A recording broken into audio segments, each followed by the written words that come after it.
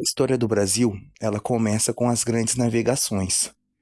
No fim da Idade Média, Portugal, ele fazia comércio com as Índias, comprava especiarias e a rota principal era o Mar Mediterrâneo. Mas no século XV, o Mar Mediterrâneo estava dominado pelas cidades-estados da Itália e pelos árabes. Então Portugal, para não pagar impostos, ele pensou uma rota alternativa para chegar na Índia. Então ele pensou que se ele contornasse o continente africano, ele poderia chegar na Índia. Então foi um longo processo para Portugal poder chegar na Índia, contornando o continente africano. Primeiro ele teve que conquistar Celta, que é o cabo de Gibraltar. Depois ele teve que passar pelo cabo de Bojador, pelo cabo das Tormentas, até chegar na Índia.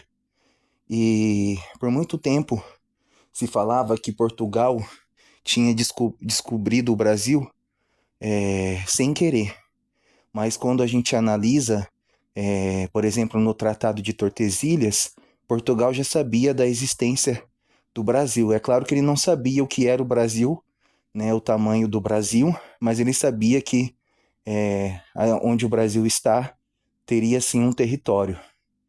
Então, em 1500, Pedro Álvares de Cabral chega ao Brasil e, a princípio, Portugal não se interessou muito pelo Brasil porque eles não encontraram ouro logo de cara. Então, nos 30 primeiros anos, 33 primeiros anos, o Brasil tem o período pré-colonial. O que é o período pré-colonial? Portugal, ele não tinha um interesse muito grande no Brasil, mas ele também não queria perder o Brasil. Então ele mandava expedições guarda-costa para guardar o Brasil, para que o Brasil não pudesse ser tomado pelos ingleses, pelos franceses, holandeses, e Portugal, ele extraía pau-brasil. A primeira riqueza que Portugal encontrou no Brasil foi o pau-brasil, que era uma madeira que se tirava uma coloração vermelha para pintar tecido. E a cor vermelha era uma cor de realeza na Europa, então se usava muito vermelho, a nobreza, a realeza. Então nos primeiros 30 anos, Portugal passou extraditando o pau-brasil e guardando ali o litoral. Nos primeiros 30 anos tinha o escambo, que os portugueses trocavam o pau-brasil com os índios por espelho, ferramentas.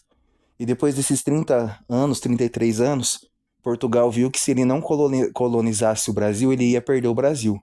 Então o rei de Portugal, ele divide o Brasil em 15 territórios e deu para 12 famílias de pessoas nobres. E aí, esses territórios é conhecido como capitanias hereditárias. Essas capitanias foram doadas e as pessoas que receberam as capitanias, elas tinham que povoar aquela região, guardar aquela região de invasores e dar lucro para Portugal. Dessas 15 capitanias, só duas prosperaram, que foi a capitania de São Vicente e a capitania de Pernambuco. Depois de algum tempo, Portugal criou o governo geral, que era para cuidar dessas capitanias, e introduziu a cultura da cana-de-açúcar. A cana-de-açúcar se dava muito lucro, e na Europa não se plantava cana-de-açúcar por causa do clima, que o clima era frio. Então, como Portugal já tinha o domínio da cana-de-açúcar, porque ele plantava cana-de-açúcar nas ilhas africanas que ele tinha dominado, ele trouxe essa cultura para o Brasil. Quando se fala de plantation, nós podemos lembrar de 4 fatores. Monocultura, uma cultura só, no caso, a cana-de-açúcar, era plantada apenas a cana-de-açúcar. Latifúndio, que a cana-de-açúcar era plantada em grandes territórios. Mão de obra de escravos, eram os escravos que plantavam a cana-de-açúcar, que faziam o trabalho, e a exportação. A cana era plantada e preparada no Brasil para se exportar para a Europa. Então, plantation a gente pode lembrar monocultura, latifúndio, mão de obra escrava e exportação. A cana-de-açúcar ela era plantada e preparada no engenho. Os africanos vinham da África e eram escravizados para trabalhar na cana-de-açúcar. No começo, os portugueses escravizavam os índios para trabalhar nos engenhos, mas os índios, como eles conheciam o território, eles acabavam fugindo.